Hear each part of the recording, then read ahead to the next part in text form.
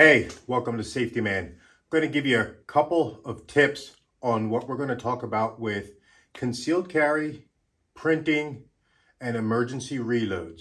Okay, we're going to be using a live firearm with fake safety training rounds in them. So I just want to show you what these training safety rounds look like. See, they have an orange tip and an orange fake primer. They cannot be fired. They're not real bullets, okay? But I do have to be able to eject rounds from the chamber and chamber a round so the firearm will simulate what happens when we're doing any kind of stoppage clearing, malfunction drill, or any emergency reloads or anything like that. So those are the three things we're going to copy in this video today. Emergency reloads, failure to extract, failure to feed, stovepipe, and then any kind of other stoppage when we're in the middle of combat, and then how we're going to draw and reconceal while we're carrying concealed. And this time we're just going to be wearing a light t-shirt with a holster with a level 1 security feature on it. Just basically a level 1 little button. It's a Black Hawk Phobos Serpa holster. Okay, so stay right with me and we'll come right back and we'll get started on that training. Hey, Safety Man here. Okay, like I said, fake safety training rounds. Okay, just orange rounds.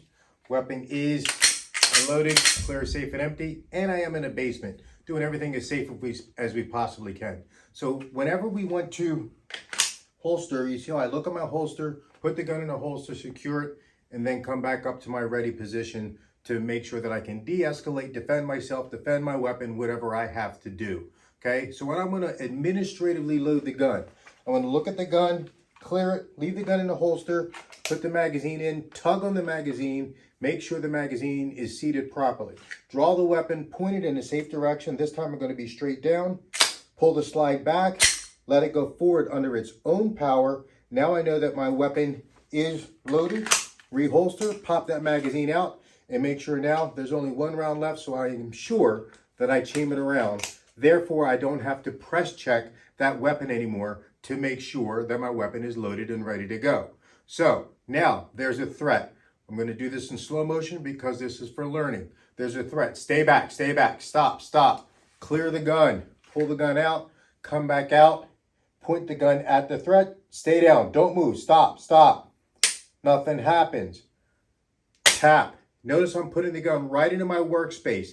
At no point do my eyes have to leave you. I can see my gun in the workspace and I can see you. So I'm going to hit the magazine hard because that will fix a lot of malfunctions. If that didn't fix the malfunction, still squish, squish, nothing happened, it didn't put the gun in battery, hand's going to come over top, I'm going to rack the slide hard, see it ejects that round, something could have been wrong with it, let the slide come forward, it's going to chamber another round, come back, point the gun back at the threat, and then assume I need deadly force, give that deadly force, index, come down, stay down, don't move. Bring the weapon back to a ready position, scan for additional threats, make sure my threat area is clear, look at my weapon, make sure my weapon is ready to go in case there is another threat. Now when I decide I need to reholster, holster, look at it, reconceal, stay back, everybody stay back, and then go back into what I have to do after that, okay? So we did that. That's how we're always going to do any kind of stoppage drill except for a double feed. We'll do a completely another video on a double feed because they're pretty difficult to clear. Most feed problems, most malfunctions are caused by either the magazine not being seated properly or someone riding the slide too slow or riding the slide when they're sending the slide forward. So you notice how when I ride the slide, I pull it back and let it go. This is not a water park. We are not riding the slides. We pull it back as hard as we can and let it go. Okay, I need my gun again. Gun out, straight forward, both hands on the gun, right at the target. Okay, click, nothing, smash, tap, back. Now I ejected it, now my gun's empty. So now I have to drop that magazine, new magazine in, hand over top, back on, stay down, don't move. So you see how we do? It looks exactly like the same motion as clearing a malfunction is an emergency reload. Scan for additional threats, check my gun, make sure my gun is good. My gun is good, there's no more threats. Look on my holster, slowly secure, lock it in, reconceal, come back to that ready position.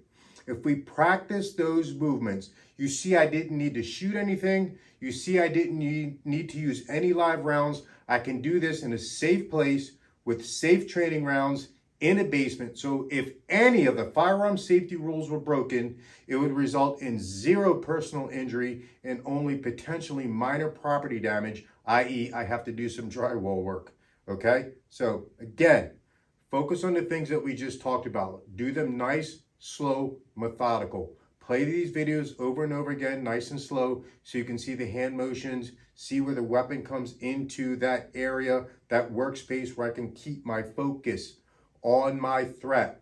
What if my threat gives up while I'm staring at my gun and fixing my gun, and then I come back and give deadly force to my threat and it had already given up? Where are we going to go? Prison.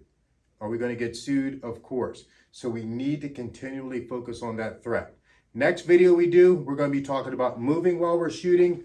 Okay, when we draw, we're going to automatically build in movement when we draw. Okay, anytime we're fixing our gun, we're going to be building in movement when we're fixing our gun. Okay, we always want to be a hard target for that bad guy. Thank you for watching. Stay safe, stay ready, train now.